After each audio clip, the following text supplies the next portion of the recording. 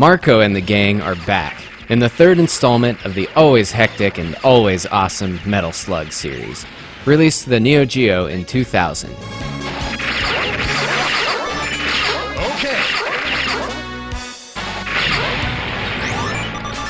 And as the developers SNK knew that they were on their way to bankruptcy, they just had to go balls out for what could have potentially been their last Metal Slug game.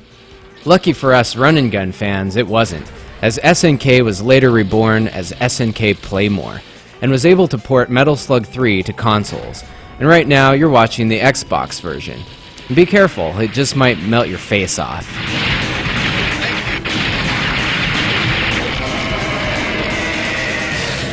Metal Slug 3 builds on the traditional, ridiculously crazy, action-packed formula and gameplay mechanics of the other games, with the most notable addition being the option to choose different paths throughout the levels.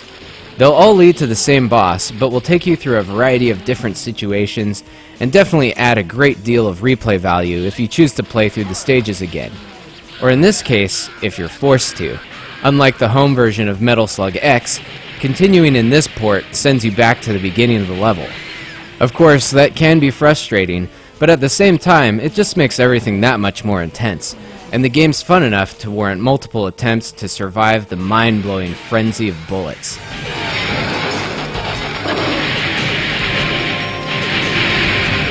But at least after you beat a stage, your progress is saved so that you can start from it again at any time.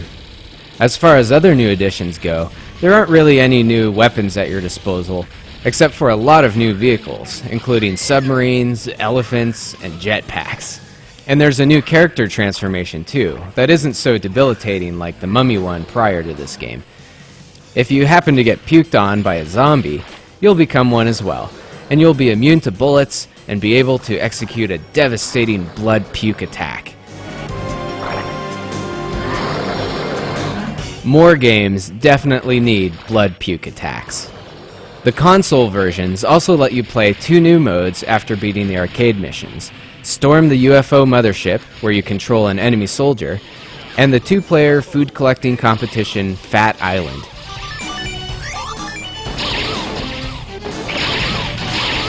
Sadly, as big of a Metal Slug fan that I am, the last boss of this game is still way too brutal for me to beat, and I haven't been able to play these modes firsthand.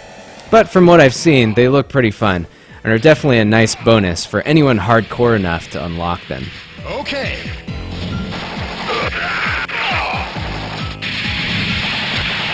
Laser gun. Now, it might be because this happens to be the Metal Slug that I've spent the most time with, but I'd say Metal Slug 3 is probably my favorite of the series. The branching level design is great fun to play through, the style is rich with humor and character, and the gameplay is totally intense, but still approachable.